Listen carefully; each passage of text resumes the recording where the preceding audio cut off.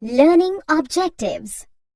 After completing this module, learners will be able to explain money as a medium of exchange, enlist modern form of money, describe loan activities of bank, explain two different credit situations, discuss the terms of credit, describe formal sector credit in India, define self-help groups for the poor. Money as a medium of exchange. Money is a particular type of asset in an economy that people use to buy goods and services from other people or businesses. A medium of exchange is something that buyers will exchange with a seller when they want to purchase goods or services from the seller. While many things could be used as a medium of exchange in an economy, money is the most common and useful medium of exchange in our society. Money is an item which is used as a medium of exchange. Money works as an intermediary in the modern economy. It is used as a medium of exchange for goods and services, and it is also used for payment of debts. The barter system was replaced by the introduction of money. Before the introduction of money, grains and cattle were used as money by Indians. In this system, goods and services was exchanged for another goods and services. It was known as commodity for commodity economy. Modern form of money. Modern forms of money includes currency, paper notes, coins, deposits with bank. Traditional forms of money includes silver, gold, copper. Money is used as a medium of exchange because it is authorized by the government of the country. Its demand and supply can be controlled by the central bank of the country. In India, the law legalizes the use of rupee as a medium of payment that cannot be refused in settling transactions in India. No individual can legally refuse a payment made in rupees. Value of each good or services is measured in the monetary unit. Deposits with bank. People who have extra money can deposit it with banks by opening a bank account in their name. Banks accept the deposits and also pay interest rate on the deposits. In this way, people's money is safe with the banks and earns as interest. Demand deposit. People also have the provision to withdraw the money as and when they require. Since the deposits in the bank accounts can be withdrawn on demands, these deposits are called demand deposits. Advantage of depositing money in the bank. It is a safer place to keep money as compared to the house or a working place. People can earn interest on the deposited money. People have the provisions to withdraw the money as and when they require. People can also make payments through checks. Loans activity of bank. Loan activities of bank. Bank acts as a mediator between the borrowers and the depositors. People deposit their money in bank and get some rate of interest as extra income.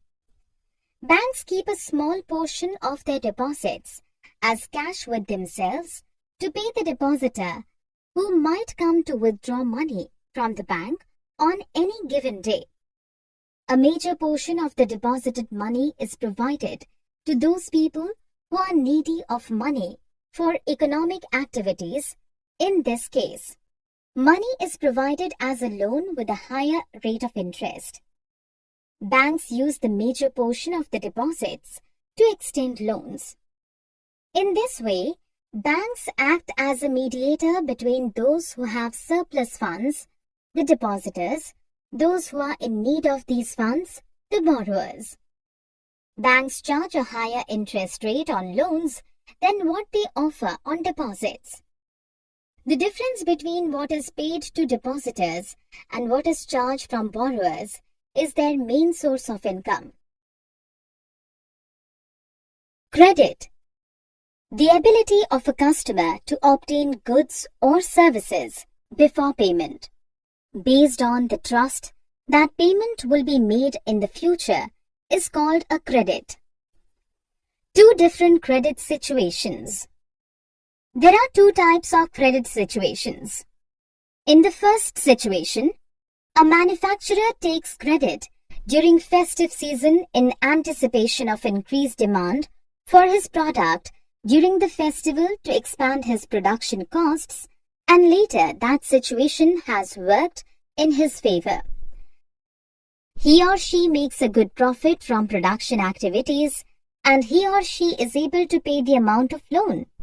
Therefore, that person becomes better off than before. In the second situation, a small farmer who has taken a credit for cultivation might face a problem. As crop production involves high costs on inputs like HYV of seeds, fertilizers, pesticides. Farmers generally take loans at the beginning of the season and repay after harvest. But the failure of the crop makes loan repayment impossible, which is times compel them to sell part of their land, which worsen their situation. For this term, he or she comes under the situation of debt trap. Terms of credit. The four terms of credit are interest rate. The borrower has to pay a sum of money as interest along with the principal amount. Collateral. It is an asset that the borrower owns and uses this as guarantee to the lender until the loan is repaid. Documentation. Proper documents of borrowing with all the terms and conditions must be submitted. Mode of repayment. The mode through which the borrower will repay the loan must be clearly mentioned. Formal sector credit in India. There are two types of sources of credit in an economy, namely formal sector and informal sector. Formal sector. In the formal sector, loans from banks and cooperatives are included. Major portion of the deposited money is provided to those people who are needy of money for economic activities. In India, Reserve Bank of India is responsible for supervising the functioning of loan activities in formal sectors. In India, the rate of interest in informal sector is greater than the rate of interest in formal sector. Rate of interest in formal sector is supervised by the legal authorities. Informal sector.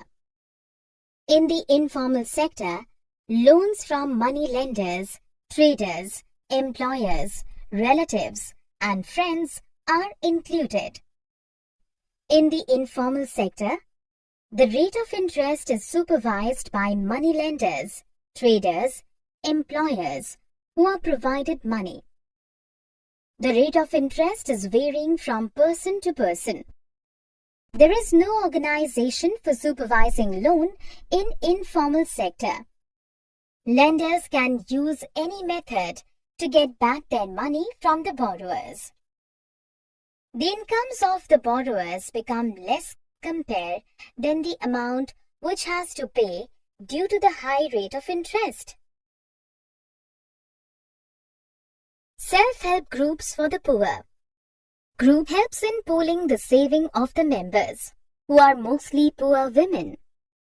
Members can get timely loans for a variety of purposes and at a reasonable rate of interest. Facilities of bank are not available in all rural areas. The poor have to pay a high rate of interest to the money lenders. It is difficult to borrow loan from the bank because of the absence of collateral and documents which are required for a bank loan. Major feature of SHGs. A typical SHGs can have 15 to 20 members, usually belonging to the same village. The main motive of the self-help group is to pool the saving of the poor people. Saving per member can vary from 25 rupees to 100 rupees or more, depending on the ability of the people and the strength of the group. It provides loan to their members at a reasonable rate. After a year or two, if the group is regular in savings, it becomes eligible for bank loans. Loan is sanctioned in the name of the group with the main motive to create self-employment opportunities for the members. Most of the self-help group work in a democratic way. Summary. Let us summarize what we have learned. Barter system. Goods are exchanged without use of money. Double coincidence of wants. In exchange of goods, both parties have to agree to sell and buy each other's commodities. In a barter system, double coincidence of wants is an essential feature. Medium of exchange. Money acts as an intermediate in the exchange process. Currency is authorized by the government as a medium of exchange. The deposits in the bank accounts can be withdrawn on demand. These deposits are called demand deposits. A check is a paper instructing the bank to pay a specific amount from the person's account to the person in whose name the check has been made. Credit